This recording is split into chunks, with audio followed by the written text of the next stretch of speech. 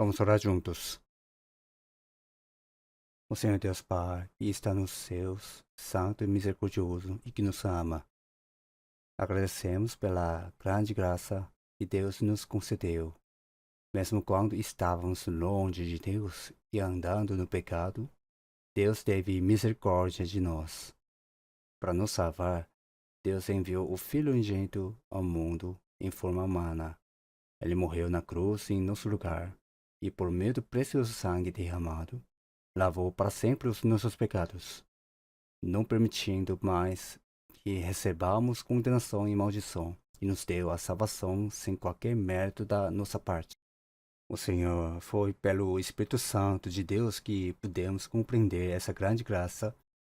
Agradecemos porque neste momento, nós que fomos remidos pelo precioso sangue do Senhor, podemos nos reunir diante do Senhor, louvar a grande graça e o amor do Senhor, aprender a palavra e ter comunhão dentro do santo povo que caminha com o Senhor.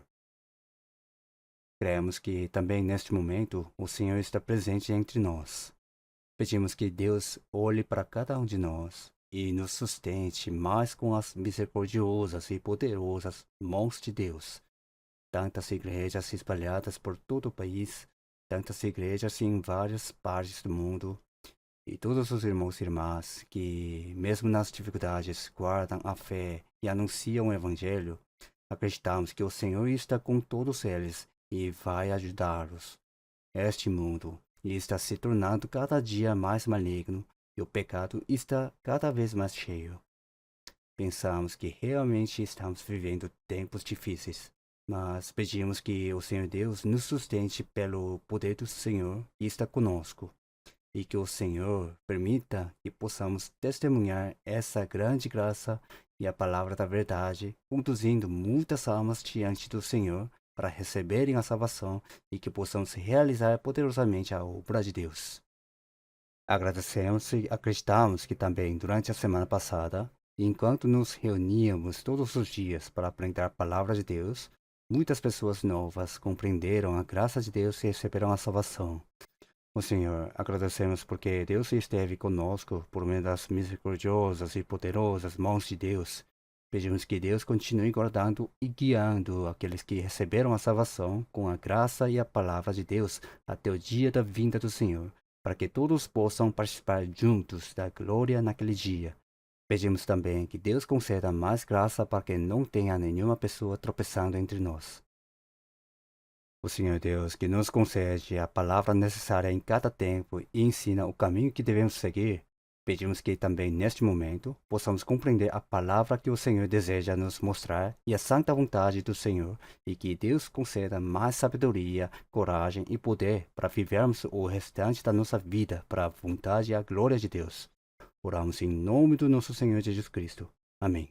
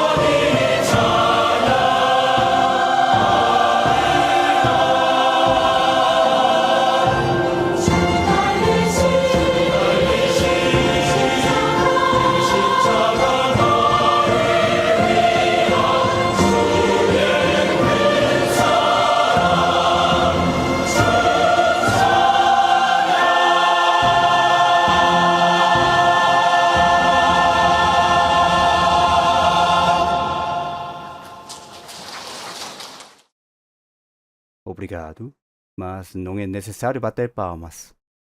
Durante o seminário bíblico, como tem muitas pessoas que participam pela primeira vez, é apropriado bater palmas.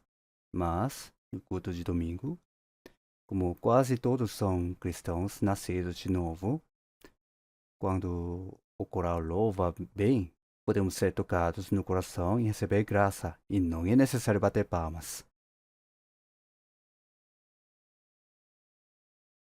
Acredito que durante a última semana, enquanto nos reuníamos todos os dias para aprender e ouvir a palavra de Deus, também desta vez, muitas pessoas compreenderam a graça de Deus e receberam a salvação. Eu creio que tem muitas pessoas que receberam a salvação e estão participando do culto de domingo hoje pela primeira vez. Eu talvez não saiba quem são, mas Deus conhece todos. Aos que participaram pela primeira vez, cremos que depois de receberem a salvação, durante o restante da vida, vocês vão compreender junto conosco a graça de Deus de comunhão entre o povo santo que recebeu a salvação, servir ao Senhor e obedecer ao Senhor, e que a graça e a bênção de Deus vão estar com vocês até o dia da vinda do Senhor. Quando vemos aqueles que receberam a salvação recentemente, acredito que quase não tem pessoas que vieram ao seminário bíblico sem que alguém as conduzisse. Acredito que todos vieram porque aqueles que receberam a salvação primeiro oraram encarecidamente para que seus familiares, parentes, amigos e vizinhos também recebessem a salvação e os convidaram para ver, ouvir a palavra e receber a salvação.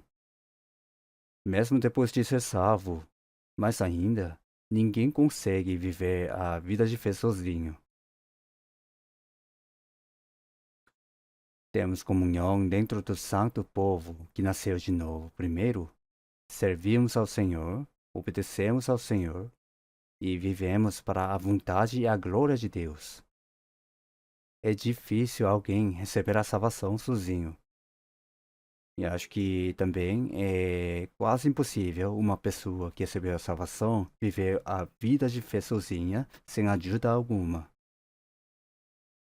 Por isso, Deus usa o povo dos salvos para anunciar o Evangelho e faz aqueles que receberam a salvação recentemente crescerem na fé entre os salvos.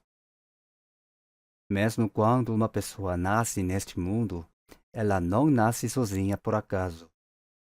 Tem os pais que trouxeram ao mundo e também, durante o crescimento, ela não cresce sozinha. Tem pai, mãe, irmãos, irmãs, tios, tias e toda a família. Assim como a criança cresce cercada de amor e cuidado, depois de receber a salvação, a vida de fé também não é vivida sozinha. Vivemos em comunhão entre o povo dos salvos. Aprendemos a palavra do Senhor, obedecemos e seguimos vivendo, e assim podemos saber que a nossa fé vai crescendo. Por isso, a todos que desta vez receberam a salvação recentemente e participaram do culto de domingo, muito obrigado. E damos as boas-vindas com alegria. Esperamos que daqui para frente possamos continuar tendo comunhão na palavra e viver em obediência à palavra do Senhor até o dia da vinda do Senhor. Hoje quero compartilhar esta palavra para aqueles que receberam a salvação recentemente. É uma palavra que todos nós precisamos conhecer. Vamos abrir a Bíblia, Marcos, capítulo 4. Evangelho de Marcos, capítulo 4, versículo 26, de 26 a 29. Marcos, capítulo 4, versículo de 26, eu lerei. E dizia: O reino de Deus é assim como se um homem lançasse semente à terra. e dormisse, e se levantasse de noite ou de dia, e a semente brotasse e crescesse, não sabendo ele como. Porque a teia por si mesma frutifica, primeiro a erva, depois a espiga, por último o grão cheio na espiga. E quando já o fruto se mostra, mete-se-lhe logo a foice, porque está chegada a ceifa. Até aqui.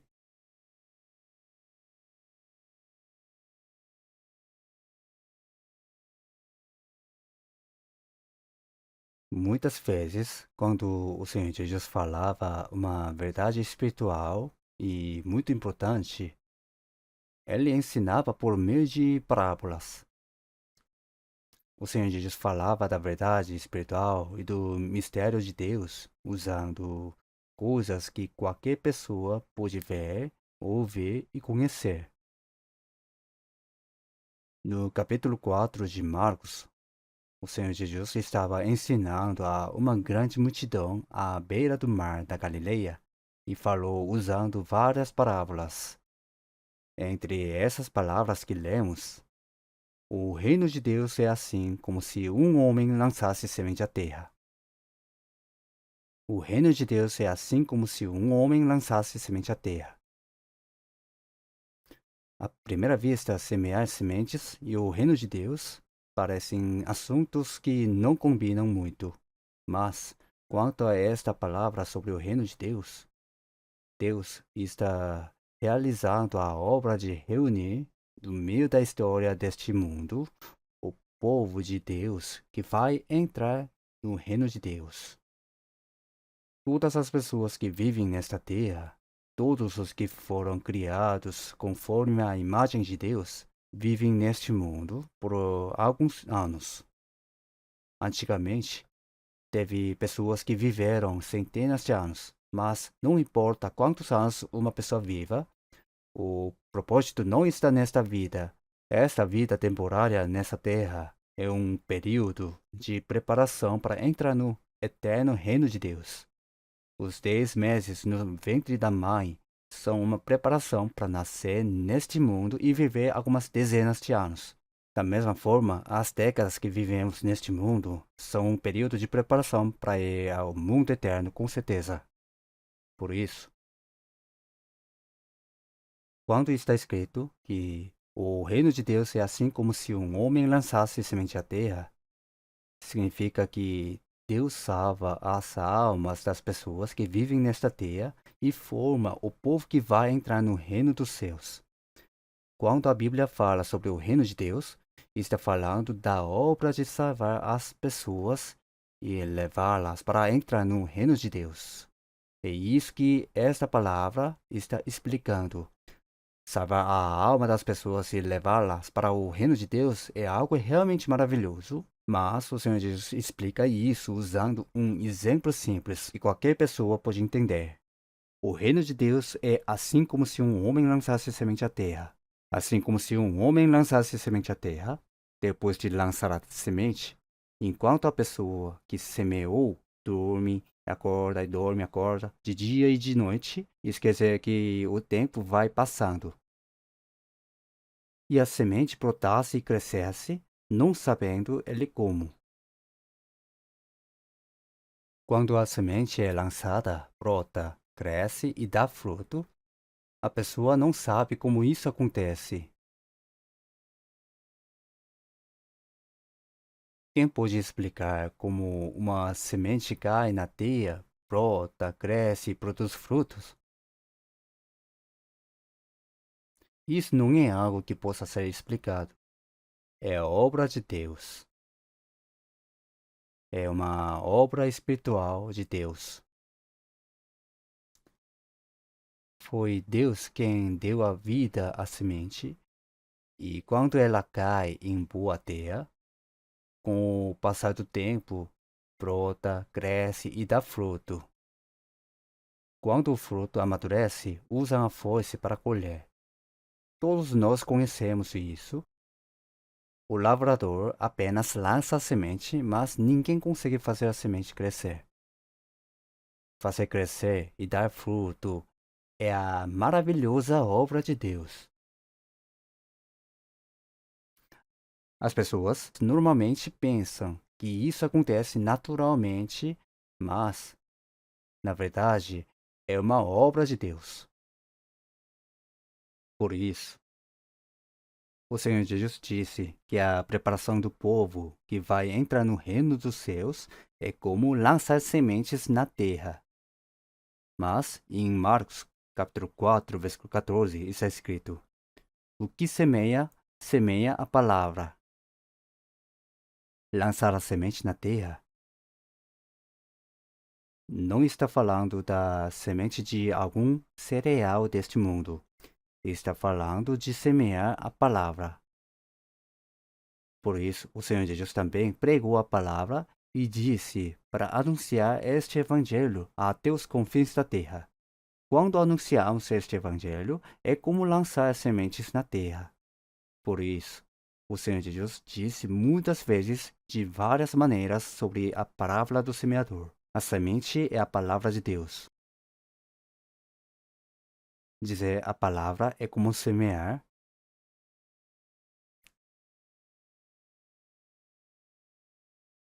A semente precisa cair na terra. Por isso, Jesus disse que algumas sementes caíram à beira do caminho. Quando caem em um caminho duro, não conseguem brotar. Como não brotam, as aves vêm e comem as sementes. Outra semente caiu em terreno pedregoso. Como a terra é rasa, parece que ela vai brotar, mas quando aparece o sol, acaba secando.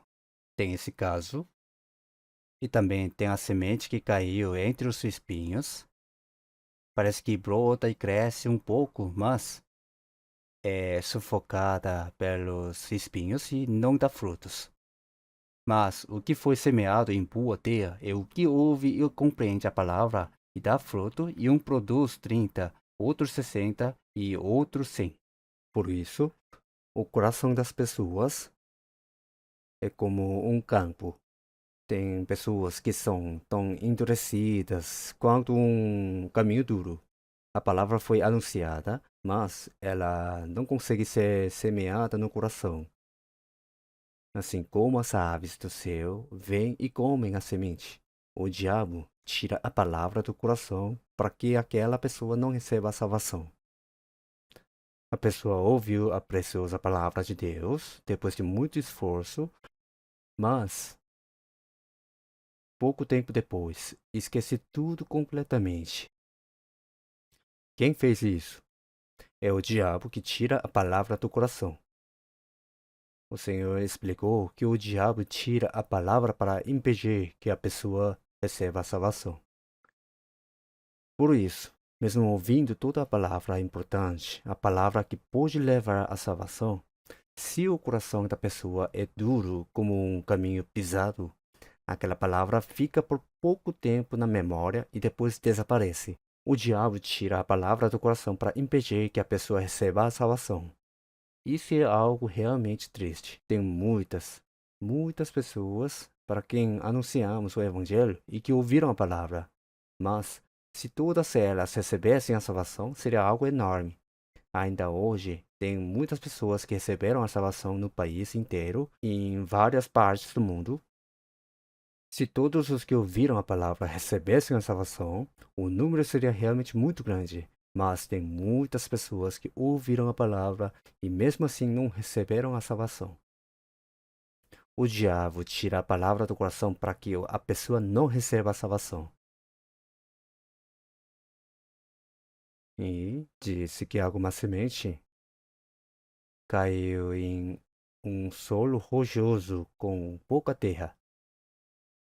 Parecia que estava brotando um pouco, mas quando apareceu o sol, como não tinha raiz, logo secou e morreu.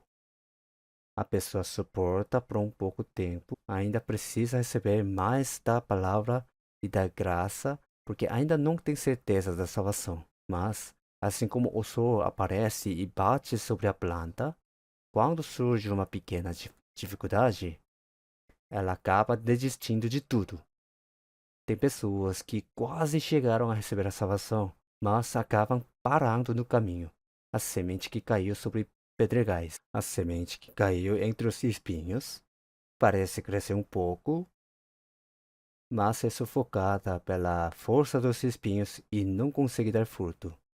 Os espinhos falam dos desejos deste mundo.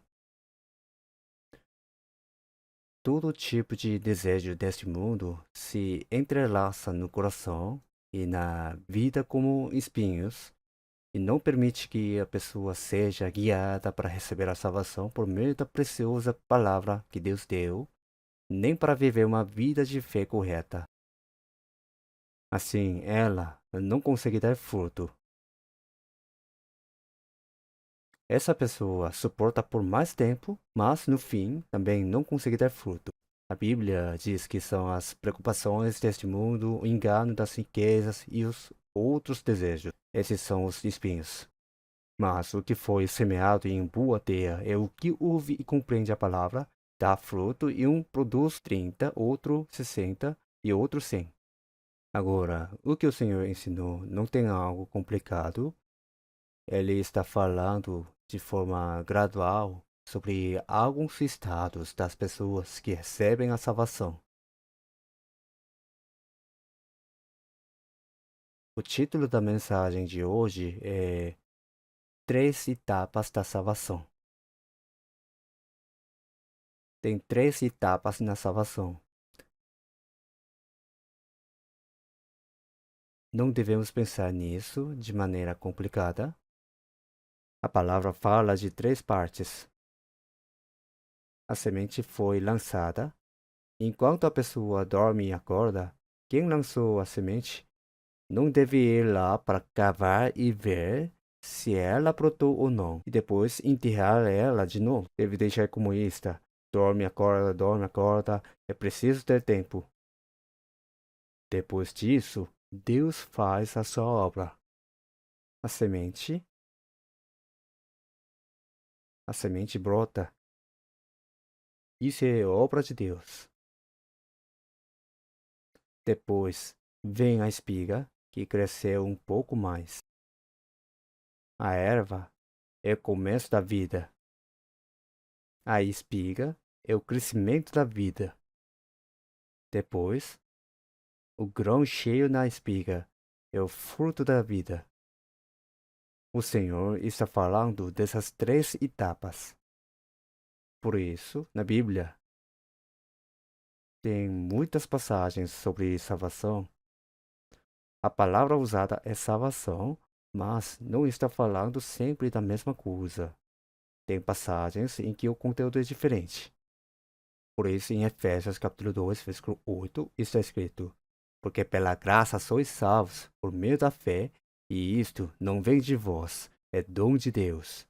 Vocês aprenderam tudo até ontem, não é?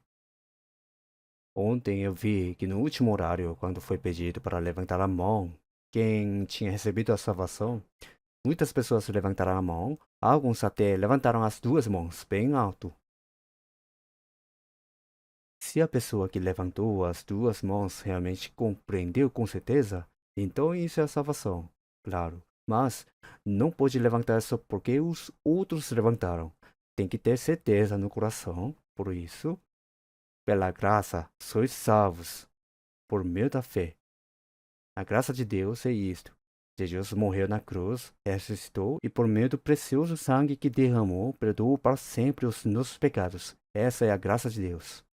Isto não vem de vós, não é porque vocês fizeram alguma coisa para receber, mas é dom de Deus. Presente é algo que se dá sem exigir nada em troca. A palavra graça e a palavra presente têm o mesmo sentido aqui. Isto não vem de vós, não é algo que vocês receberam porque fizeram bem algo. É dom de Deus, não vem das obras, para que ninguém se glorie. Não é algo que recebemos por fazer alguma coisa. Se tivéssemos recebido por fazer algo, Poderíamos ter do que nos gloriar, mas nós éramos pecadores destinados à perdição.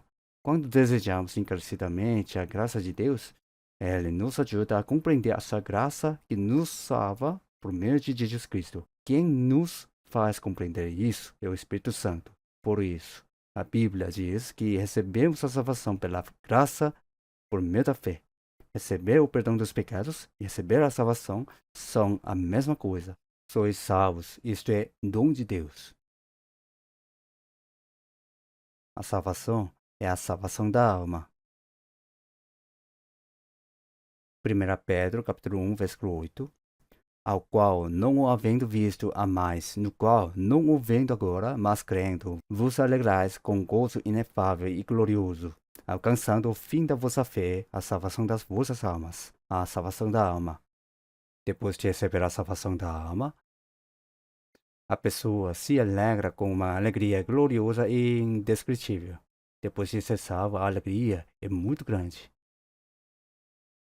Eu também vivi uma vida cristã com muito zelo por mais de 10 anos. Fui à escola da teologia para estudar a Bíblia, cuidei de uma igreja rural, preguei o evangelho e achava que eu era um dos que criam melhor, mas percebi que eu não tinha nascido de novo. A Bíblia diz que se alguém não nascer de novo, não pode nem ver o reino dos céus, e por mais que eu pensasse, percebi que nunca tinha tido essa experiência de novo nascimento. Eu não podia contar isso para ninguém. Entendi que se eu morresse daquele jeito, iria para o inferno.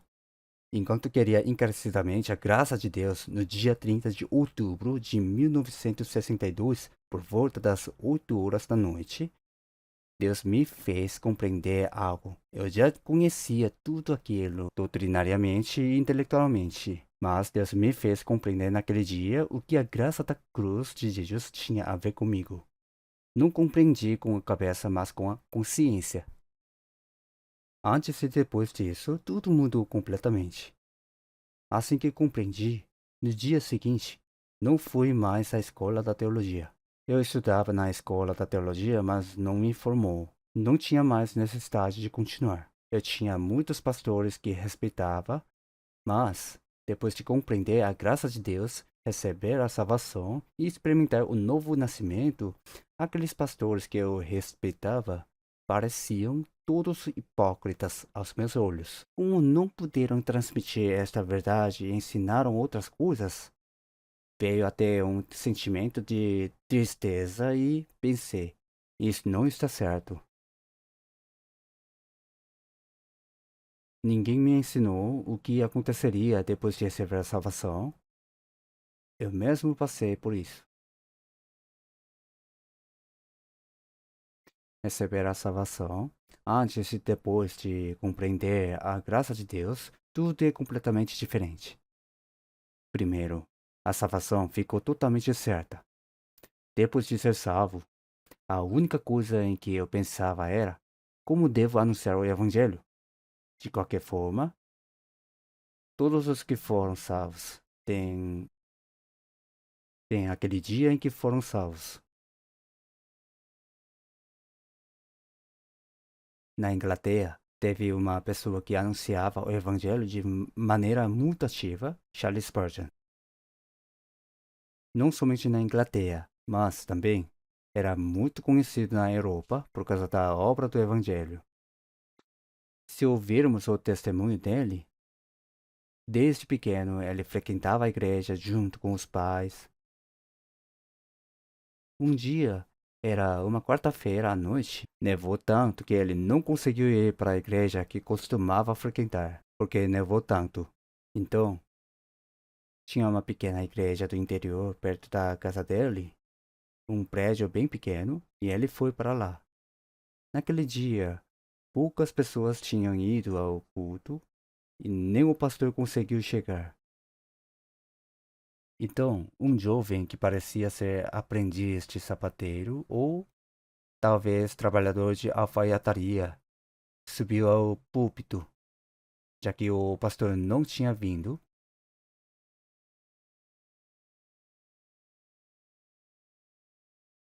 Ele leu Isaías 45, versículo 22. Olhai para mim e sereis salvos, vós todos os termos da terra. Leu essa palavra da Bíblia, disse: olhe para mim, olhe para mim, olhe para mim. Ele ficou repetindo isso por bastante tempo, até que não tinha mais o que falar. Olhe para mim. Então Spurgeon estava olhando aquela cena e achando aquele jovem até meio engraçado. Então, de repente, o jovem disse: por que está olhando para mim? Não olhe para mim, olhe para o Senhor. Naquele momento, Spurgeon ficou surpreso. Olhe para o Senhor. Eu morri por você, derramei o meu sangue, o sangue está sendo derramado. Então, ele falou um pouco sobre o Evangelho, e naquele dia Spurgeon compreendeu. É isso mesmo. Crer em Jesus é olhar para a graça do Senhor, para o sangue que Jesus derramou na cruz e compreender essa graça. Naquele dia, Charles Spurgeon recebeu a salvação. Aquele jovem que aparentemente não era ninguém importante, falou de um jeito até simples e meio engraçado, mas conforme aquelas palavras. Naquele dia, Spurgeon olhou quietamente para o Senhor pela primeira vez e compreendeu a graça de Deus. E depois disso, Spurgeon se tornou um evangelista extraordinário. Se alguém ler o testemunho dele, vai encontrar esse relato. Mais tarde, ele voltou à igreja para procurar aquele jovem, mas não conseguiu encontrá-lo. Eu li o relato dizendo que justamente naquele lugar aconteceu isso. Nos Estados Unidos, teve um famoso evangelista, Dwight Moody. Ele nasceu em uma família muito pobre. Quando ainda era pequeno, o pai faleceu, mas antes de morrer, deixou dívidas. Os cobradores vieram e levaram até as camas da casa. A família era tão pobre que ele estudou somente até algo parecido com o quarto ano do ensino fundamental. Ainda jovem, fazia pequenos serviços para outras pessoas e recebia comida em troca. Cresceu em muita dificuldade e pobreza. Não conseguiu continuar os estudos. Depois foi para a casa do tio em Chicago e trabalhou como ajudante em uma sapataria. Enquanto trabalhava com muito esforço, uma professora da escola dominical o viu passando por ali. Ela viu aquele jovem Moody trabalhando tão diligentemente e pensou que precisava anunciar o evangelho para ele. Então ela foi até lá e sentou perto dele. Dizem que durante vários dias continuou falando com ele. Quer ele escutasse ou não, ela continuava falando.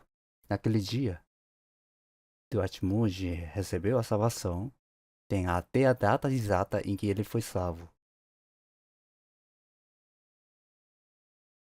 Como ele tinha pouca instrução, foi procurar o pastor e disse: eu quero anunciar o evangelho para as crianças. Por favor, deixe que eu cuide da escola dominical. Mas responderam: você tem pouca instrução, não dá. Por mais que insistisse, não deixavam. Mas, como ele continuou pedindo tanto, falou: então reúna as crianças no porão da igreja e faça você mesmo. Que legal, obrigado. Moody reuniu as crianças no porão e começou a ensinar a Bíblia. Dizem que muitas crianças começaram a se reunir ali. Foi assim que começou a obra da evangelização de Moody. Ele nem estudou na escola teológica e não tinha formação acadêmica. Por isso, nunca recebeu o cargo de pastor. Até o fim, foi chamado simplesmente de Sr. Moody. Mesmo assim, na história dos Estados Unidos, quase não teve alguém que levou tantas pessoas à salvação e guiou tantas almas quanto Dwight Moody. Moody foi uma pessoa extraordinária, Deus o usou. E não foi somente ele. Quando ouvimos os testemunhos daqueles que anunciavam claramente o Evangelho, todos têm uma experiência clara de novo nascimento. O importante não é exatamente aquele dia, mas existe esse dia. Por isso, em Colossenses capítulo 1, versículo 6, isso é escrito: e já chegou a vós, desde o dia em que ouvistes e conhecestes a graça de Deus em verdade. E disse o dia em que conheceu a graça de Deus em verdade. Que prazer eu senti no dia em que me converti. Aparece no inário, né? Happy day, when Jesus washed my sins away. O dia em que o Senhor Jesus lavou o meu pecado. Não tem problema não saber aquele dia, talvez até a pessoa esqueça, mas esse dia existe. Não é que a pessoa recebeu a salvação sem saber quando foi e tudo aconteceu de forma vaga sem perceber. Existe certeza. Se as pessoas que receberam a salvação desta vez têm essa certeza, é como se a semente tivesse caído no campo do coração e brotado. Quem lança a semente apenas a lança. Não consegue fazer a semente brotar. Fazer brotar, fazer crescer ou produzir fruto é a obra de Deus. Da mesma forma, quem anuncia o Evangelho anuncia corretamente a palavra.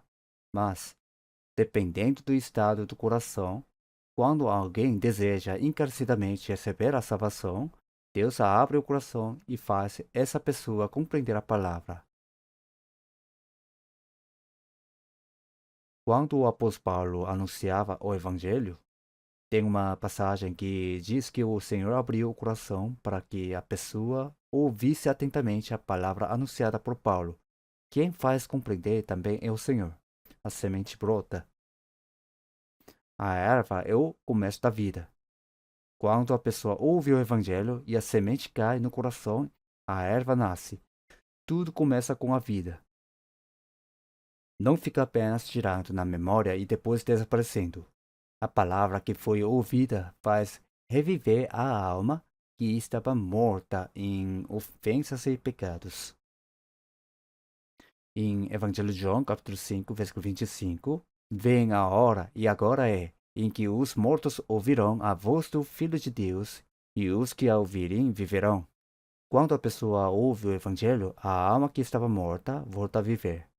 Isso é o aparecimento da erva, é o começo da vida, é a obra de Deus. Por isso, a Bíblia fala sobre ter sido salvo. Em Filipenses capítulo 2, versículo 12, assim como sempre obedecestes, não só na minha presença, mas muito mais agora na minha ausência, assim também operai a vossa salvação com temor e tremor. Tem esta palavra, por isso algumas pessoas ficam surpresas. Ué, eu já recebi a salvação, mas agora está escrito, operai a vossa salvação com temor e tremor. Então, quer dizer que eu ainda preciso cumprir alguma coisa? E aí surge a confusão, mas isso acontece porque a pessoa ainda não entende. A palavra salvação é a mesma, mas o conteúdo é diferente. Primeiro, recebemos a salvação, essa é a salvação recebida pela fé na graça de Deus. É algo recebido gratuitamente pela graça de Deus. Mas quando a Bíblia diz, operai a vossa salvação com temor e tremor, está falando com pessoas que já receberam a salvação da alma, alcançando o fim da vossa fé, a salvação da alma, como está escrito em 1 Pedro capítulo 1, versículo 8. Mesmo sendo salvo, quando a Bíblia diz aos salvos, para operar a salvação com temor e tremor, essa salvação não está falando da salvação da alma. A salvação da alma não é algo que se alcança com temor e tremor. A pessoa compreende a graça de Deus e recebe gratuitamente. Quando a Bíblia diz operai a vossa salvação, o sentido é este. Os que receberam a salvação da alma devem viver corretamente como os salvos. Se alguém disse, use bem o seu dinheiro, essa palavra é para quem tem dinheiro ou para quem não tem. É para quem tem dinheiro. Use bem o dinheiro. Não gaste de qualquer jeito. Quem não tem dinheiro não tem nem como usar. Da mesma forma, Deus quer que os salvos manifestem no coração e na vida a salvação que receberam. Quer dizer, vivam como os salvos. Não é viver com temor e tremor, porque pode ir para o inferno. A salvação já foi recebida, mas por causa da velha natureza que ainda não mudou, pode acontecer de a pessoa desobedecer a palavra de Deus. Mesmo sendo salvos, é possível que pequem. Quando isso acontece, surge um problema sério. Tem correção. Os que nasceram de novo não têm perdição, mas têm correção. Essa correção pode aparecer de várias maneiras. Se alguém ficou com o dinheiro de outra pessoa, pode acabar tendo prejuízo muito maior. Se fizer mal aos outros, pode receber correção de Deus na área mental, física e material. Em casos mais graves, Deus pode até tirar a vida do corpo.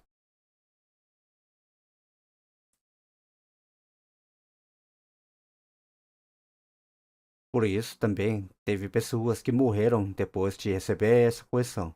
Em 1 Coríntios, capítulo 5, versículo 5, está escrito: seja entregue a Satanás para a destruição da carne.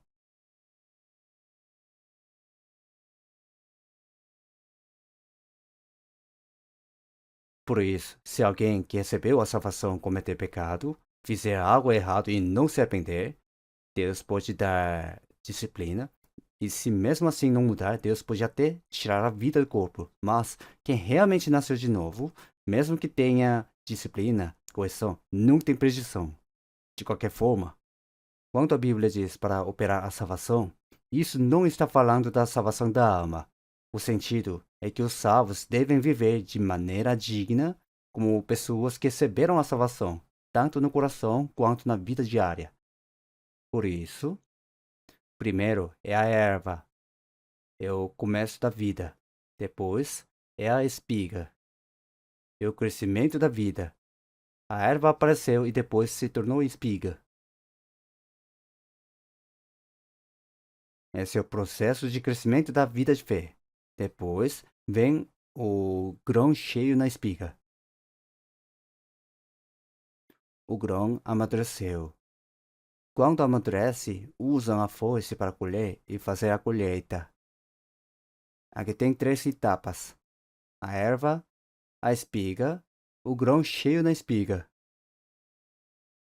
Depois de ser salvo, a salvação da alma. A segunda salvação é chamada de salvação do caráter. Também se fala em salvação da vida cotidiana. O caráter vai mudando pouco a pouco e a vida deve obedecer cada vez mais à palavra de Deus. Tem que existir um processo em que a vida vai sendo transformada, vivendo como alguém que foi salvo. Ninguém cresce e se torna adulto de uma vez. Até o Senhor Jesus passou por um processo de crescimento. Em Lucas capítulo 2, versículo 52, está escrito: crescia Jesus em sabedoria, e em estatura, e em graça para com Deus e os homens.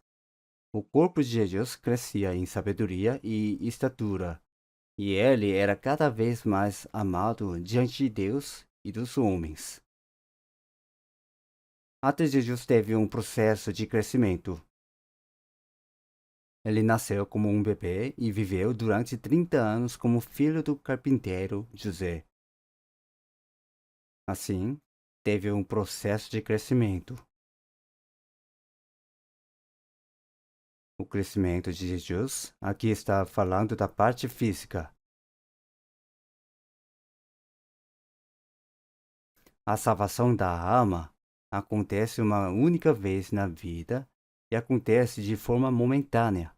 Por isso a Bíblia diz: sois salvos. Porque pela graça sois salvos por meio da fé. Em Efésios capítulo 2, versículo 8, está escrito: sois salvos. O sentido é de algo já recebido no passado. E também diz: é dom de Deus. Isso se refere à salvação da alma. Ela acontece somente pela fé na graça de Deus. Depois vem a segunda etapa, a espiga.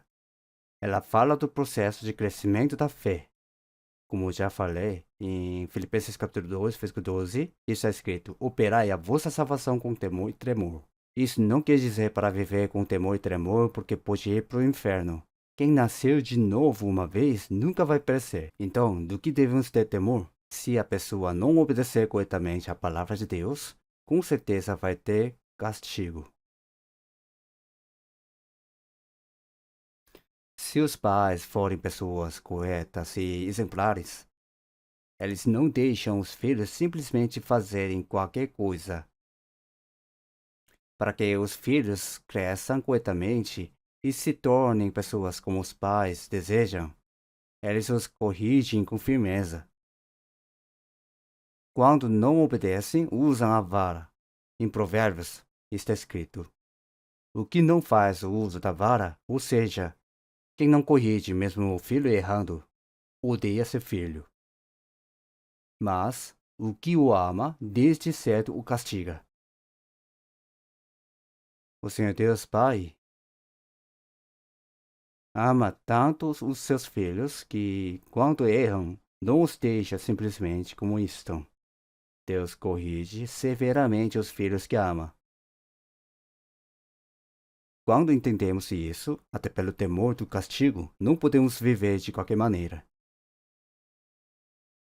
Quem faz a pessoa receber a salvação com certeza é o Espírito Santo.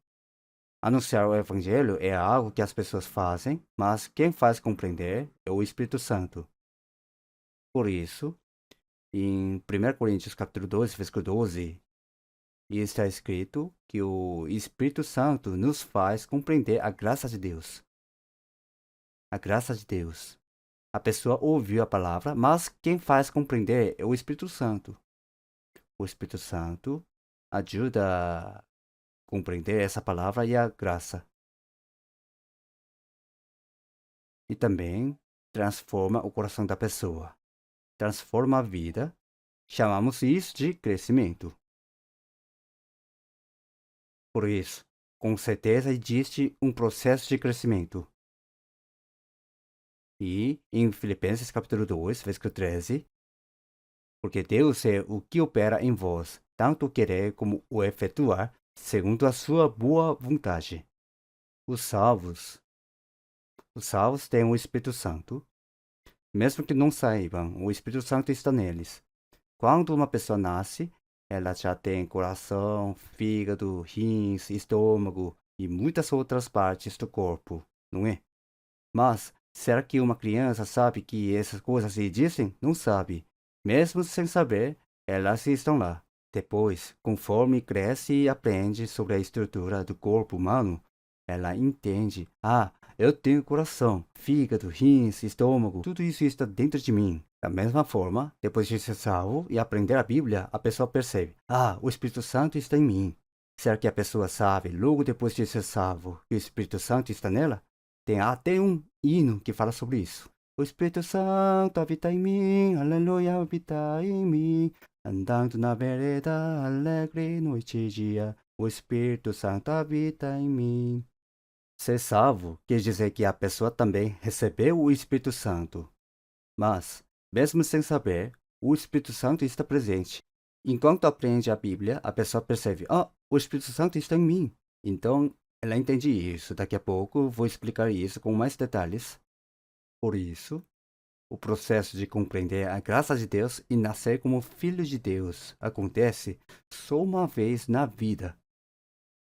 Tem pessoas que oram assim: Deus, por favor, me faz nascer de novo mais uma vez desta vez. Mas quem já nasceu de novo, vai nascer de novo outra vez? E depois mais uma vez? O nascimento do nosso corpo também acontece uma vez só.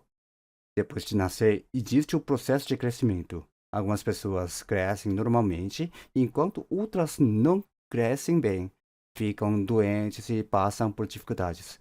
Então, pode acontecer de a pessoa não crescer corretamente, tanto fisicamente quanto mentalmente. Da mesma forma, quando somos salvos,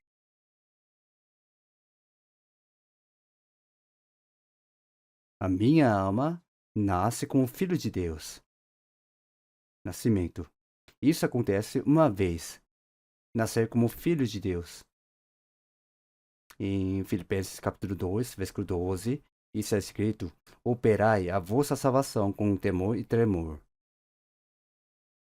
Mesmo sendo salvo, a pessoa deve ter temor de desobedecer a palavra de Deus, de seguir a carne e acabar errando. Não é ter medo de ir para o inferno. Operai a vossa salvação com temor e tremor. Quer dizer que os salvos devem viver no coração e na vida de maneira digna de quem foi salvo. Isso é algo que vai sendo realizado durante toda a vida. Por isso,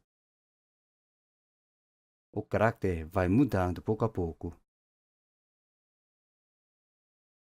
Em Gálatas capítulo 4, versículo 19, está escrito: Por quem de novo sinto as dores de parto, até que Cristo seja formado em vós. O apóstolo Paulo foi à região da Galácia, anunciou o evangelho e os gálatas foram salvos. Para que eles fossem salvos, ele realmente trabalhou muito. Ele disse que teve dores de parto. Hoje também, para uma pessoa ser salva é algo muito difícil. Anunciar o evangelho não é algo fácil. Quando anunciamos o evangelho, quanto zelo e quanto ardor temos para que uma pessoa seja salva. Os pastores que fazem aconselhamento sabem disso. Quando conversa com as pessoas, às vezes o coração é tão endurecido que a pessoa não consegue compreender bem. Para uma pessoa ser salva, realmente existe esse trabalho como dores de parto. O apóstolo Paulo teve esse trabalho quando anunciava o evangelho e depois disse que novamente tinha dores de parto para que a imagem de Cristo fosse formada nos salvos. Em Gálatas capítulo 4, versículo 19, ele fala de novo sobre essas dores de parto. A mãe sofre para dar à luz o filho e depois passa por muitas dificuldades para criar bem e com saúde. Na verdade, de fé acontece a mesma coisa. Por isso, existe um processo de crescimento da fé. Vamos procurar 2 Tessalonicenses.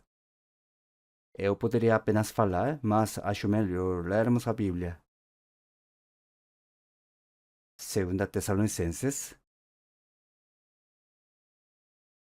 página 334 do Novo Testamento. 2 Tessalonicenses, capítulo 1, versículo 3. 2 Tessalonicenses 1, 3. Vamos ler juntos. Sempre devemos, irmãos, dar graças a Deus por vós, como é justo, porque a vossa fé cresce muitíssimo e o amor de cada um de vós aumenta de uns para com os outros. O apóstolo Paulo disse que dava graças a Deus. A igreja de Tessalônica era uma igreja muito exemplar e, dando graças por isso, ele disse: Porque a vossa fé cresce muitíssimo e o amor de cada um de vós aumenta de uns para com os outros. Não somente receberam o evangelho, mas Paulo disse que dava graças a Deus quando via os salvos crescendo na fé. Quando uma criança nasce, todos se alegram. E quando ela cresce com saúde, toda a família também se alegra, não é? Igualmente, quando o evangelho é anunciado e a alma de uma pessoa é salva, ficamos felizes. Dia feliz, o dia em que todo o meu pecado foi lavado. É assim, não é? É feliz. E também é motivo de alegria quando os salvos ouvem a palavra de Deus e vão crescendo coitamente. Uma criança nasce, mas fica deitada. Passam 100 dias e continua igual.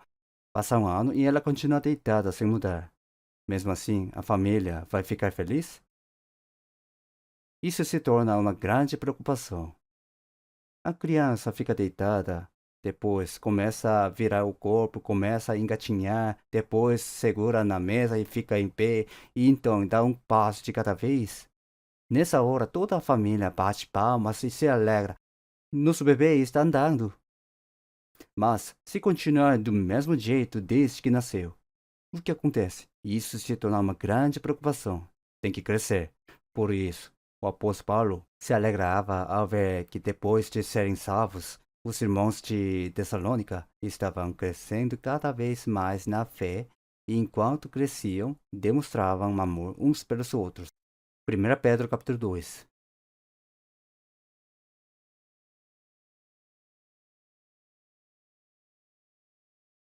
1 Pedro capítulo 2, versículo 2. 1 Pedro, capítulo 2, versículo 2. No Novo Testamento, 1 Pedro, capítulo 2, versículo 2. Vamos ler juntos.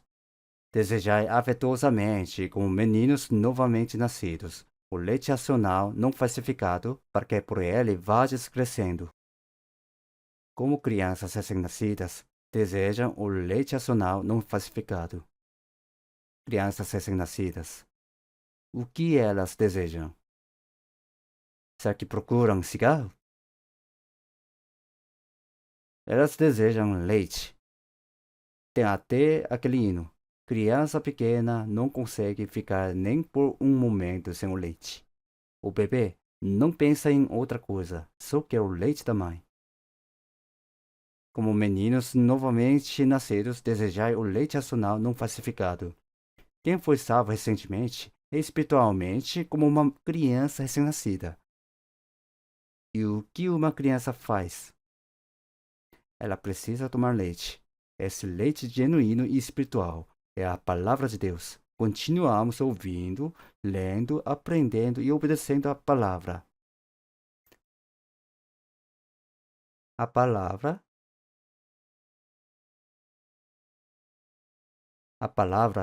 é esse leite espiritual e genuíno.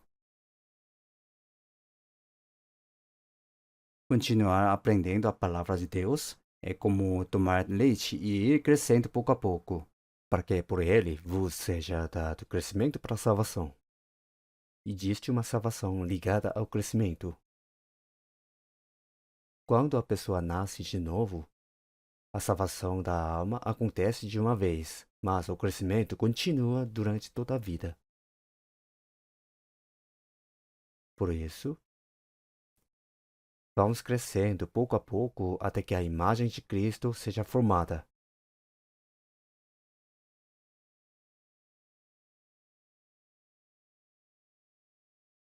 Em 1 Coríntios capítulo 3, versículos 6 e 7, o apóstolo Paulo diz: Eu plantei, Apolo regou, mas Deus deu o crescimento. O apóstolo Paulo anunciou o evangelho em Corinto e os coríntios foram salvos. Depois disso, quem ajudou os salvos a viverem a vida de fé foi Apolo. A Bíblia diz que Apolo regou. Quando a semente é plantada, é preciso colocar água para que cresça mais rápido, não é? Apolo regou, mas Deus deu o crescimento. Por isso, nem o que planta é alguma coisa, nem o que rega, mas Deus que dá o crescimento. Isso é algo misterioso. Quando uma pessoa é salva, será que conseguimos explicar como ela foi salva? Não tem como explicar. Só quem compreendeu sabe. Depois disso, Deus ajuda os salvos a crescerem na fé. Isso também é a obra de Deus. Para esse crescimento, pouco a pouco, é preciso tempo. Realmente é uma obra espiritual de Deus.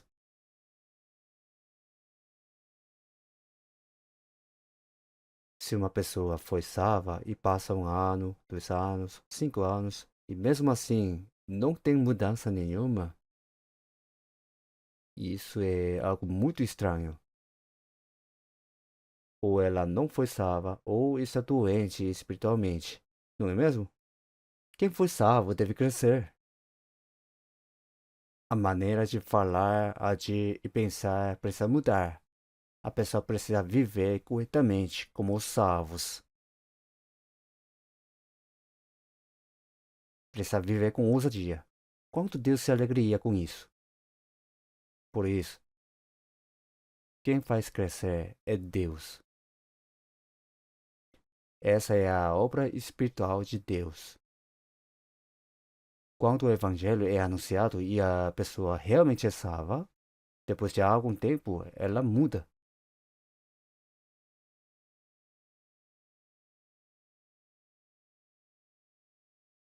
Quem bebia acaba deixando a bebida. Tem pessoas que, depois de serem salvas, cortam os cigarros e jogam tudo no lixo junto com o isqueiro. Tem gente que diz que sofre muito para parar, mas Entre os cristãos, vemos pessoas que largam isso de um dia para o outro. Quando os salvos entendem que isso não é algo digno, será que vão continuar fazendo? A vida muda. Por isso, essa mudança é obra de Deus. A pessoa obedece à palavra de Deus e passa a viver para a vontade e a glória de Deus. E depois, é o grão cheio na espiga. A erva, a espiga e o grão cheio na espiga. A Bíblia diz que quando o fruto amadurece, usam a foice para colher. Então Deus recolhe e leva. Depois de ser salvo, a vida de fé não é viver tentando fazer nesta terra aquilo que não conseguimos fazer antes. É se tornar um fruto adequado para poder ir diante de Deus. Por isso diz, o grão cheio na espiga. Filipenses capítulo 3, vamos procurar.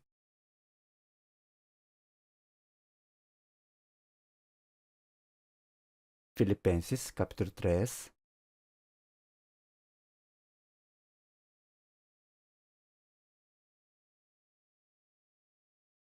Filipenses 3, versículo 20. No Novo Testamento. Filipenses capítulo 3, versículo 20. 20 e 21. Vamos ler juntos devagar.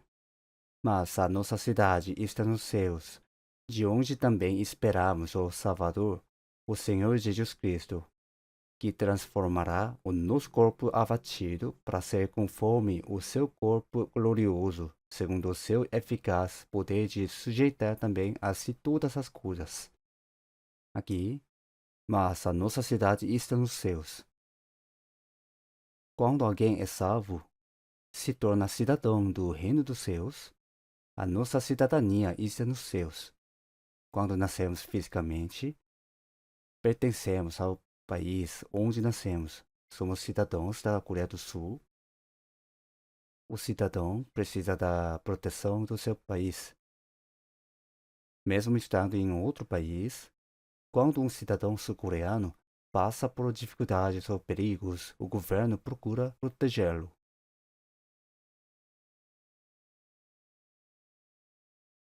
Fisicamente, o lugar onde nascemos é a nossa pátria. A nossa cidadania é da Coreia do Sul. Mas, quando somos salvos, a nossa cidadania está nos céus. Então temos dupla cidadania, não é? O visto já saiu? Não vamos de avião, vamos simplesmente. É até interessante. Mas a nossa cidade está nos céus, de onde também esperamos o Salvador, o Senhor Jesus Cristo. Nós esperamos a vinda do Senhor. O Senhor vem para nos levar para aquele reino, de onde também esperamos o Salvador, o Senhor Jesus Cristo. Sobre essa salvação eu vou falar daqui a pouco. Os que morreram vão ressuscitar e os que estiverem vivos serão transformados e subirão. Nós ainda temos uma salvação que vamos receber no futuro. Primeiro, a salvação da alma. Depois, a salvação do caráter. E da vida cotidiana, quando o caráter e a vida vão sendo transformados. E depois, existe a salvação em que até o nosso corpo será transformado, segundo o seu eficaz poder de sujeitar também a si todas as coisas. O Senhor Deus sujeitou todas as coisas pela sua palavra. Deus governa todo o universo pela palavra. E por esse poder vai transformar o nosso corpo humilde, este corpo baixo e fraco, para ser semelhante ao seu corpo glorioso. Quando o Senhor vier, seremos transformados como o Senhor, com um corpo espiritual e glorioso. Com esse corpo, não podemos subir. Vamos ser transformados em um corpo glorioso, mais lindo até do que o dos anjos. Isso é certo. Por isso, vamos entrar naquele reino. Transformará. Essa é a nossa maior esperança. Vamos procurar Hebreus. Hebreus, capítulo 9. Hebreus 9, 28.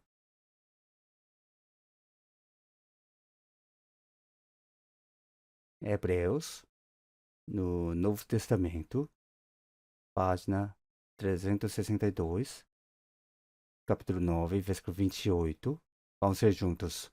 Assim também Cristo, oferecendo-se uma vez para tirar os pecados de muitos, aparecerá segunda vez, sem pecado, aos que o esperam para a salvação.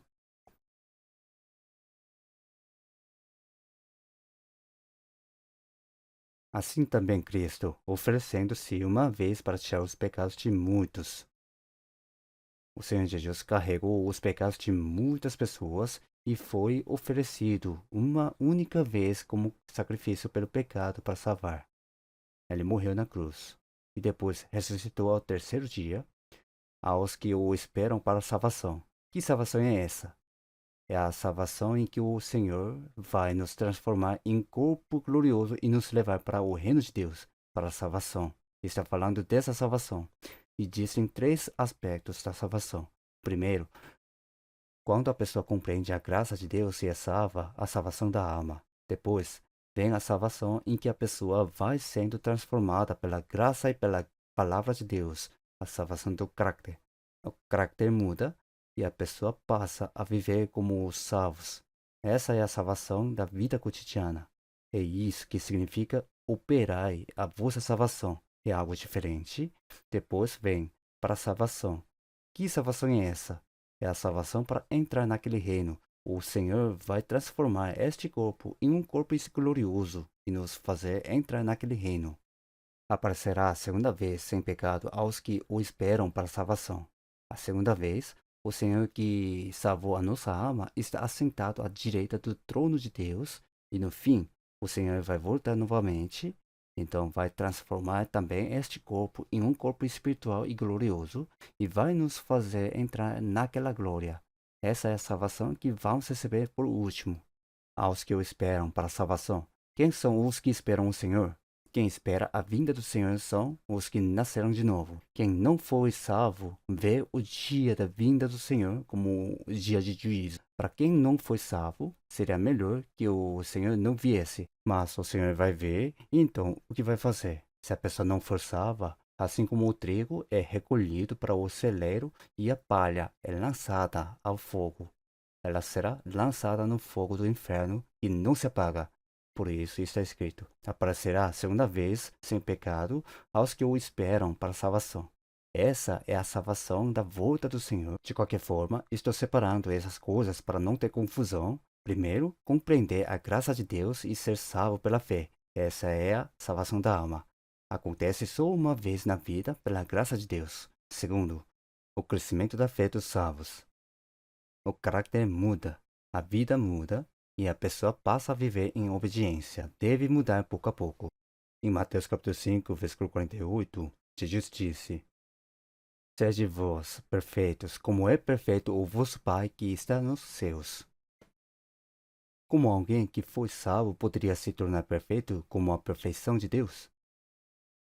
Seu pai é uma pessoa excelente. Será que vai dizer ao filho: basta aparecer comigo pela metade? Se o pai é excelente, ele deseja que o filho se torne parecido com ele. Deus é completamente santo, porque Deus é santo. Está escrito: como é perfeito o vosso Pai que está nos céus, sede vós também perfeitos. Precisamos ir nos tornando mais completos e maduros. Esse é o processo de crescimento da fé. A natureza de Deus, o caráter de Deus, devemos ir nos parecendo cada vez mais com Deus. Hebreus, depois de Hebreus, 1 Pedro, capítulo 1. Vamos procurar. 1 Pedro, na página 377. 1 Pedro, capítulo 1.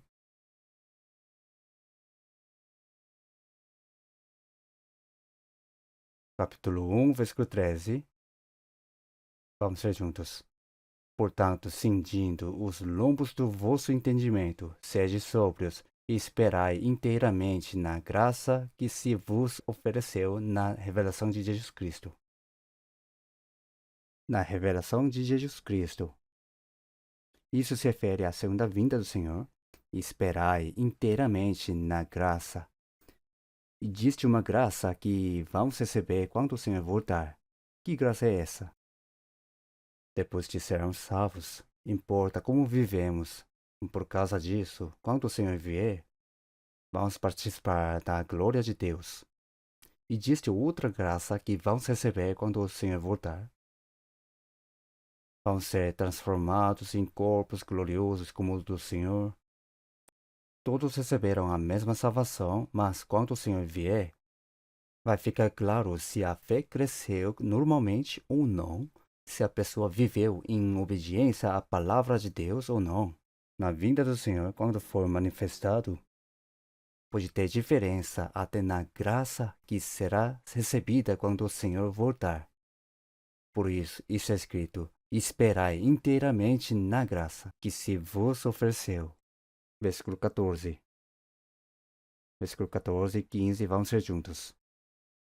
Como filhos obedientes, não vos conformando com as concupiscências que antes havia em vossa ignorância, mas, como é santo aquele que vos chamou, sede vós também santos em toda a vossa maneira de viver. Versículo 16. Porquanto está escrito: sede santos, porque eu sou santo. O que foi dito é o seguinte: vocês devem viver como filhos obedientes. Não sigam os desejos da carne e as concupiscências que vocês tinham quando ainda não conheciam a Deus. A nossa velha natureza ainda está dentro de nós, não é? Por isso a Bíblia diz para não viver seguindo essa natureza, não sigam isso. Mas como é santo aquele que vos chamou, quando diz vos chamou, está falando que Deus nos salvou. Assim como Deus que nos salvou é santo. Sede vós também santos em toda a vossa maneira de viver. Está dizendo para sermos santos em toda a nossa conduta. Quando o Senhor vier, entraremos no povo santo e na glória. Por isso, não devemos viver como as pessoas do mundo. Vivemos no mundo, mas somos pessoas separadas do mundo. Somos separados especialmente para entrar no reino dos céus. O Senhor Jesus também disse isso. Não sois do mundo, antes eu vos escolhi do mundo. Não devemos esquecer que somos separados. Vivemos neste mundo como as outras pessoas, mas fomos separados do mundo para entrar no reino e na glória de Deus. Quem não foi salvo são pessoas separadas para ir para o inferno.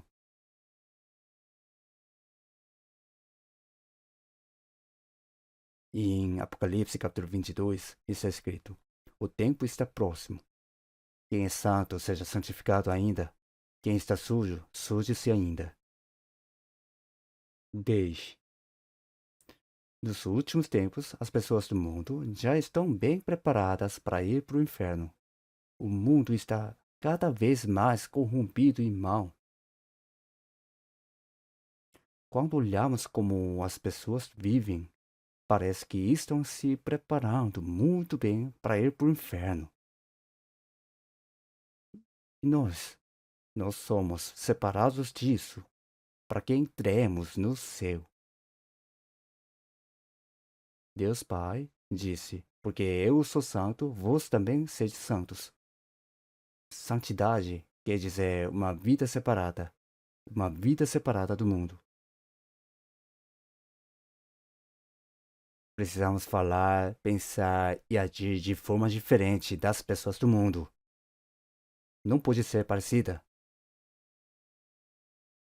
Mas, como é santo aquele que vos chamou, sede vós também santos em toda a vossa maneira de viver. Porquanto isso é escrito: sede santos, porque eu sou santo. Já que o Senhor Deus é santo, sede santos. Nós esperamos o Senhor que vai voltar. Vivemos esperando o Senhor. Será que se vivermos uma vida separada do mundo, não vamos conseguir viver? Se Deus ajudar, porque não conseguiríamos. Devemos viver com o propósito e a maneira de viver como os filhos de Deus. Quando vivemos assim, Deus guarda, ajuda e guia todas as áreas da nossa vida. Nós precisamos viver debaixo da proteção e da ajuda de Deus. As pessoas deste mundo vivem sem se importar com os meios e os métodos. Vivem fazendo do seu jeito, seguindo o próprio coração e pecando como querem. As águas roubadas são doces, e o pão tomado às escondidas é agradável. Com essa palavra existe o prazer do pecado. Mas nós devemos viver com a alegria de seguir a santa palavra de Deus e viver para a glória de Deus. Por isso existem três aspectos da salvação. No passado, a nossa alma compreendeu a graça de Deus e foi salva pela fé. No presente, os salvos vão tendo o coração e a vida transformados. É operar a salvação, é o crescimento da fé até chegar à medida de Cristo. É ficando cada vez mais parecidos com Cristo. O apóstolo Paulo diz que ele se tornou imitador de Cristo. Sede meus imitadores. Em Gálatas capítulo 6, versículo 17, trago no meu corpo as marcas do Senhor Jesus. O Senhor Jesus é Deus invisível manifestado em carne. Por isso Jesus diz, quem me vê a mim vê o Pai. E como dizes tu, mostra-nos o Pai? O corpo de Jesus foi a manifestação de Deus em forma humana.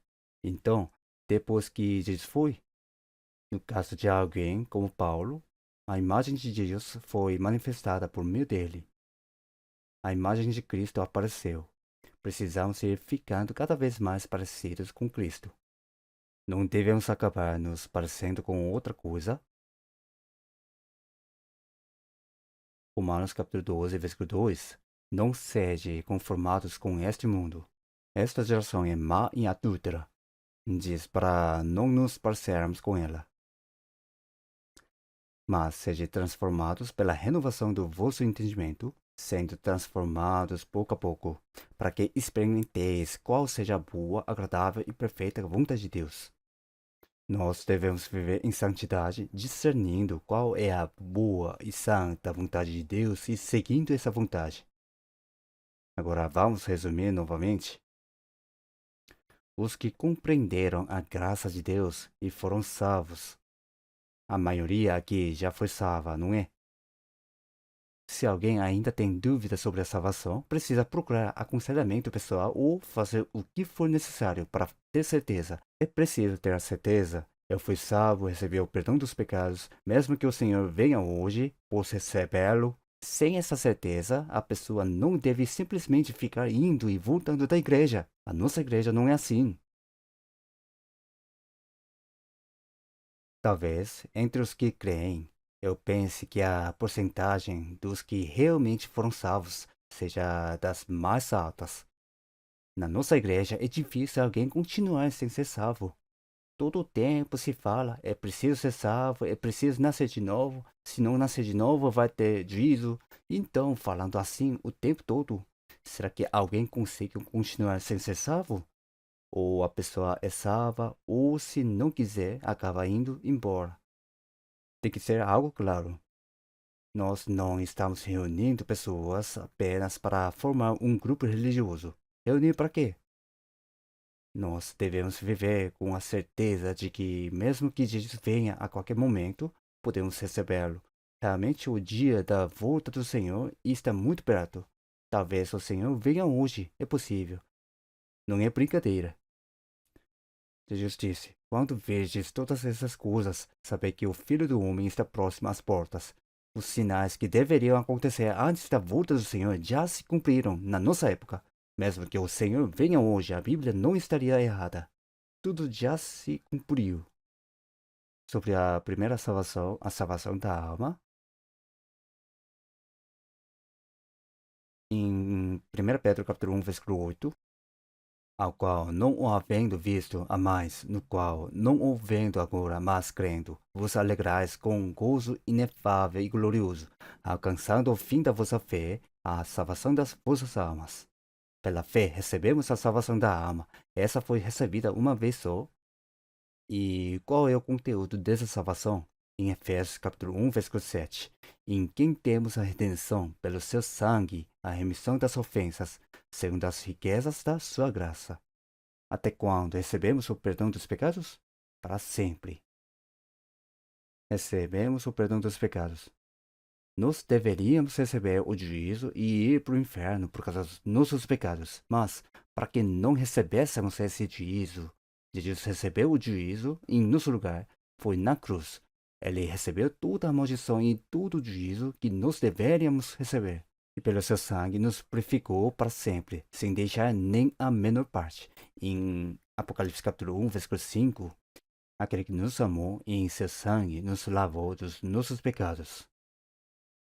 Ele nos deu liberdade do juízo e da perdição. Libertação. Recebemos o perdão dos pecados. Recebemos o perdão dos pecados para sempre. Fomos justificados. Em Romanos capítulo 3, versículo 24. Sendo justificados gratuitamente pela sua graça, pela redenção. Recebemos o perdão dos pecados. Ser justificado quer dizer que Deus nos considera justos. Como se nunca tivéssemos cometido pecado. Deus nos considera pessoas justas. É algo maravilhoso, não é? Ser justificado. E depois, em João capítulo 5, versículo 24, quem ouve a minha palavra e crê naquele que me enviou, tem a vida eterna, e não entrará em condenação, mas passou da morte para a vida. A Bíblia diz que recebemos a vida eterna. Evangelho de João, capítulo 6, versículo 47. Aquele que crê em mim tem a vida eterna. Temos a vida eterna agora. E depois, 1 Pedro, capítulo 1, versículo 3. Nos gerou de novo para uma viva esperança pela ressurreição de Jesus Cristo dentre os mortos. Deus nos fez nascer de novo. Quer dizer, nascemos de novo. Será que vocês nasceram de novo? Quando eu fui salvo e disse que fui salvo, algumas pessoas ficaram assustadas. Diziam, como alguém pode falar que foi salvo? Você é tão arrogante. E quando eu falava que tinha nascido de novo, elas ficaram ainda mais surpresas. Mas é a mesma coisa. Foi salvo, nasceu de novo, recebeu o perdão dos pecados, foi justificado. Tudo isso é a mesma palavra. Recebeu a vida eterna, nasceu de novo.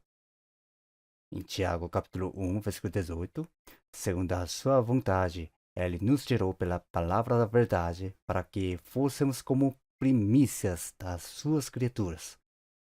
Deus nos gerou pela palavra da verdade. Nós nascemos. Em Evangelho de João, capítulo 1, versículo 12, mas a todos quantos o receberam, deu-lhes o poder de serem feitos filhos de Deus, aos que creem no seu nome. Nos tornamos filhos de Deus. O que quer dizer o poder de serem feitos filhos de Deus? O nosso Deus Pai é aquele que criou todas as coisas e governa o universo. É o Rei dos Reis que governa todos os exércitos celestiais e os anjos. Mas esse Deus que criou o universo, que governa e domina todas as coisas, esse Deus é o meu Pai. Pai nosso que estás nos céus, nós somos filhos de Deus. Nos tornamos herdeiros de Deus. Em Romanos capítulo 8, versículo 17. E se nós somos filhos, somos logo herdeiros também, herdeiros de Deus e co-herdeiros de Cristo. Se é certo que com Ele padecemos, para que também com Ele sejamos glorificados. Somos herdeiros de Deus que receberão a glória eterna junto com Cristo. O que acham disso? É algo grandioso, não é? Se alguém nascesse como filho de presidente, o que aconteceria? Se errar, pode até morrer. É verdade. Acham que ser presidente é algo tão bom assim? Tem gente demais querendo matar o presidente. Por isso, eu acho que foi uma grande sorte eu não ter me tornado presidente. Também não me escolheriam, mas mesmo que escolhessem eu, não aceitaria. Ser filho de Deus é o melhor. Nós nos tornamos herdeiros de Deus. E depois, Gálatas capítulo 3, versículo 2. Recebestes o Espírito pelas obras da lei ou pela pregação da fé? Quando ouvimos e cremos, no momento em que fomos salvos, recebemos o Espírito Santo ao mesmo tempo. O Espírito Santo está em mim. Por isso, 1 Coríntios capítulo 6, versículo 19, ou não sabeis que o vosso corpo é o templo do Espírito Santo que habita em vós, proveniente de Deus?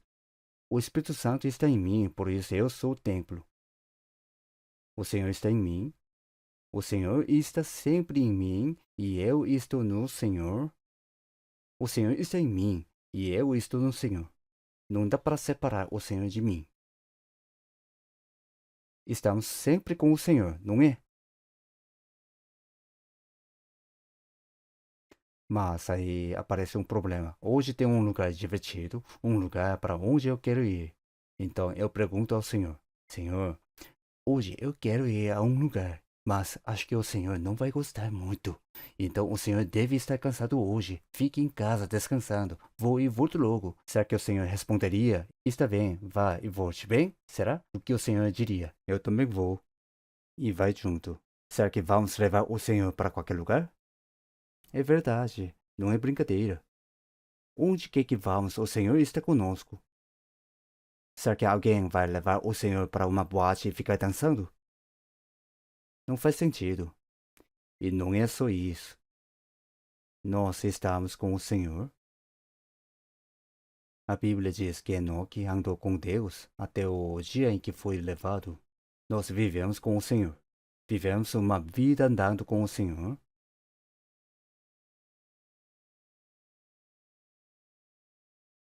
Por isso, recebemos o perdão dos pecados, fomos justificados, recebemos a vida eterna, nascemos de novo, nos tornamos filhos de Deus, nos tornamos herdeiros de Deus, recebemos o Espírito Santo. Quantas coisas são? São 7. Recebemos tudo isso ao mesmo tempo. E também foi dito que a nossa fé deve crescer cada vez mais. Quem foi salvo vai crescendo cada vez mais na fé.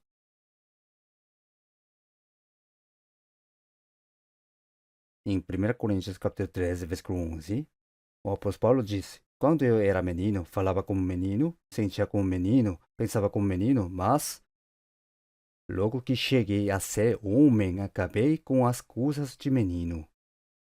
Uma criança é imatura. Mesmo entre os salvos, quando vemos alguém vivendo como uma criança imatura, pensamos: quando será que vai crescer? A maneira de falar, pensar e agir ainda é de criança. O apóstolo Paulo também disse: Quando eu era menino, era como menino, mas logo que cheguei a ser homem, acabei com as coisas do menino. Tem que ser assim, precisamos chegar à maturidade. Mesmo sendo salvo, se a pessoa não muda, continua como uma criança imatura. Isso não deve acontecer. Quando o Senhor vier, precisamos receber o Senhor. Acho melhor terminar logo. 1 Tessalonicenses. Vamos procurar a palavra. 1 Tessalonicenses. 1 Tessalonicenses capítulo 4.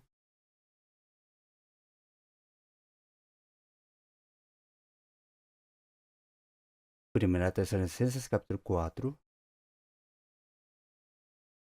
Versículo 16.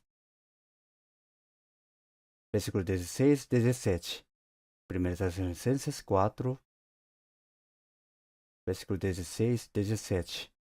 Vamos ser juntos. Porque o mesmo Senhor descerá do céu com alarido, e com voz de arcanjo, e com a trombeta de Deus, e os que morreram em Cristo ressuscitarão primeiro. Depois nós, os que ficarmos vivos, seremos arrebatados juntamente com eles nas nuvens, a encontrar o Senhor nos ares, e assim estaremos sempre com o Senhor. O Senhor falou sobre a sua vinda nos ares, com alarido e com voz de arcanjo. Quando o Senhor vier, virá acompanhado pelos exércitos celestiais e pelos anjos.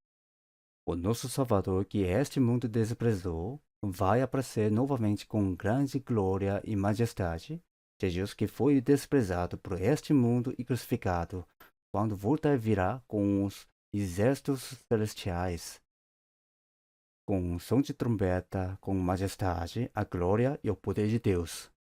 O Senhor descerá do céu, e os que morreram em Cristo ressuscitarão primeiro. Naquele dia, até o corpo daqueles que foram salvos e morreram em Cristo vai ressuscitar. A alma já está diante do Senhor. Depois nós, os que ficarmos vivos. Aqui diz, nós, os que ficarmos vivos. Parece que nós vamos receber o Senhor ainda vivos quando Ele vier, como Enoque.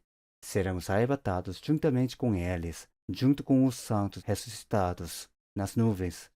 Isso não está falando de alguns milhares de metros no céu.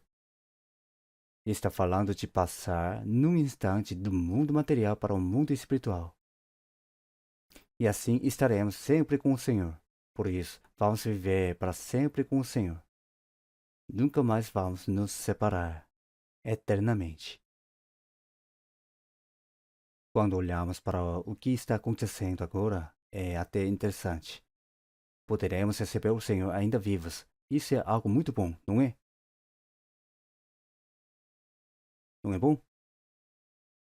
Para mim, é algo muito bom. Mas este mundo vai entrar em uma grande confusão.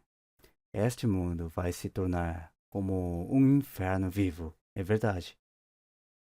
Ezequiel 38, Apocalipse 16, a Batalha do Armagedon. Depois, Zacarias, capítulo 14. O mundo inteiro vai se reunir para atacar Israel. E ali virá o juízo de Deus. A última guerra será uma guerra nuclear. Não é uma guerra para ver quem vence e quem perde. É a guerra do juízo de Deus sobre o mundo. Essa guerra já está muito perto de nós. Esperem e vão ver. Não existe solução. Só resta o juízo de Deus sobre este mundo. Agora, nós que fomos salvos, a erva e depois a espiga, o grão cheio na espiga, nós devemos nos tornar esse grão maduro e ser trigo que pode entrar no celeiro do céu. Espero que todos vivam a vida de fé com dedicação. Vamos orar juntos. O Senhor Deus misericordioso, nosso Pai, nós estávamos longe de Deus e andávamos no pecado. Merecíamos receber o juízo de Deus e a perdição eterna. Mas, por esse grande amor de Deus, o Senhor Jesus tomou sobre si a maldição e o julgamento que nós deveríamos receber, perdoou eternamente os nossos pecados e nos salvou sem nenhum mérito da nossa parte. Agradecemos por essa grande graça. Nós, que fomos salvos pelo precioso sangue do Senhor, pedimos que Deus nos ajude a viver o restante da nossa vida sem vergonha como filhos de Deus. Pedimos também que todos nós possamos ser aperfeiçoados e renovados para permanecermos diante da glória do Senhor que vai voltar em breve. Que no restante da nossa vida possamos viver somente para o Senhor. Pedimos que Deus nos ajude pela palavra e pelo poder do Espírito Santo. Oramos em nome do nosso Senhor Jesus Cristo. Amém.